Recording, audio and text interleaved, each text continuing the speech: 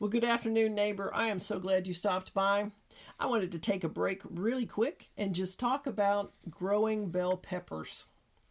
As you see in the video here, I have some seeds for all different colors of bell peppers. Now let's start talking about how to grow these, because these are really, really good and versatile. So the first thing is mulch very well. You can use grass clippings, leaves, or you could put down a black plastic mulch that they sell in the stores.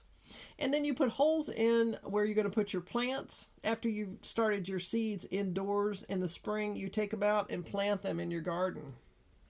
Water carefully. These plants love to have 1 to 2 inches a week, and you water deep. So if you have a sprinkler system or you put out a sprinkler for 15 minutes and it's for the whole yard, it may not be enough for the peppers once a week. I usually run my irrigation, once a week, probably for an hour just on the peppers. So I water very deep. And the product of that is my pepper plants during production or harvest grow over 6 feet tall. Now, I'm not saying it's just because of how I water, but it has something to do with it. Now, they do need some sun, obviously. They do not like intense heat. 100, 110, whatever it might be, beating down on them. They don't produce. They just stop. And they wait until it gets a little bit cooler. And when it does get cooler, then the production just kicks up. It's just amazing. It cools down. And I'm not talking about to 20 degrees. It just has to cool down to like 75. And all of a sudden, they're off to the races and they're in production. And harvest time is on. I know that during harvest season, just for the peppers, I have to pick every single day because this is not the only variety that I grow. It's an everyday, all day job, which I enjoy a lot. Again, like I said, they do need sun and they need full sun, but the extreme sun they don't like. And if possible, shade the peppers from the extreme sun during the day, like all day. Also, use the right fertilizer. Low nitrogen works well. Now, I use fish emulsion. I have a concentrate that I get by the gallons, and I mix it accordingly to whatever it says on the label. And I only fertilize the peppers once every 3 weeks. I don't want to over fertilize them. This is something that's very important. Some people do this, some people don't. To me, it's very important. At first, I make sure and stake all the peppers to keep them off the ground. It makes it easier to harvest, and it makes the stalks, in the long run for mine, stronger. When I end up tilling under the stalks, they look like mini trees. They are so thick you can't cut them with clippers. It's just impossible. So they're shredded and tilled under, and it becomes fertilizer for next year.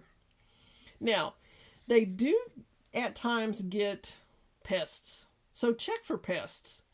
Some of the pests are aphids and flea beetles. They love peppers.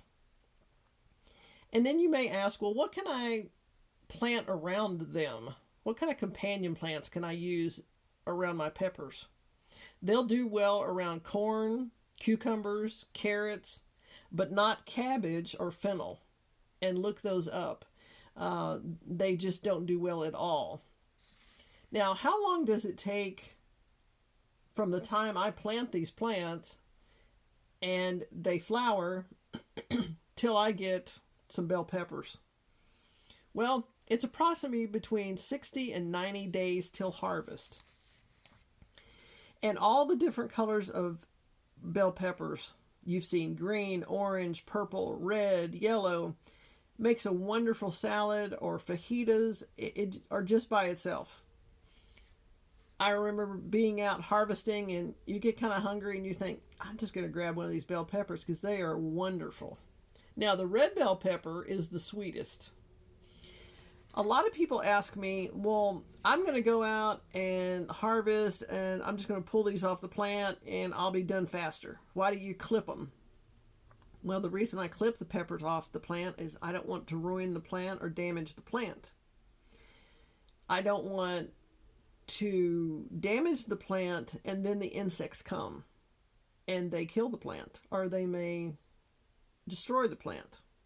So I'm very careful when I harvest. I take my time, and that way the product that I get and the produce that I bring in is really good, and also I have healthy plants. Now, every once in a while will I accidentally pull a pepper or one fall off and something get damaged? Yes, it happens. When you're harvesting every day and sometime most of the day, it will happen that you damage a plant.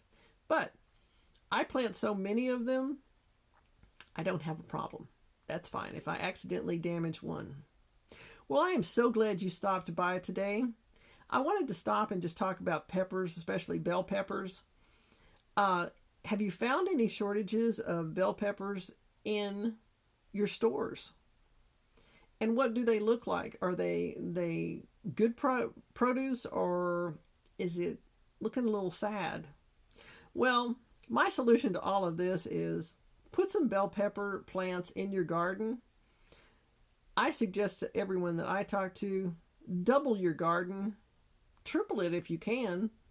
I have certain areas in my homestead that are just pepper gardens, different types of peppers. They all stay together. I may have very hot peppers in one garden, and I may have the bell peppers in another garden.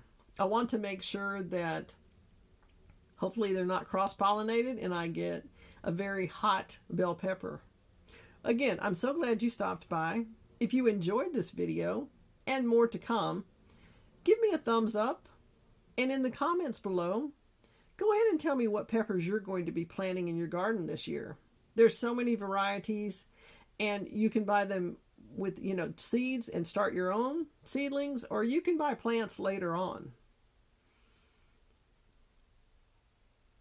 If you enjoyed it in this video, this information, subscribe so you don't miss any of the upcoming information in the videos that I have. I'm glad you stopped by, and I hope to see you soon.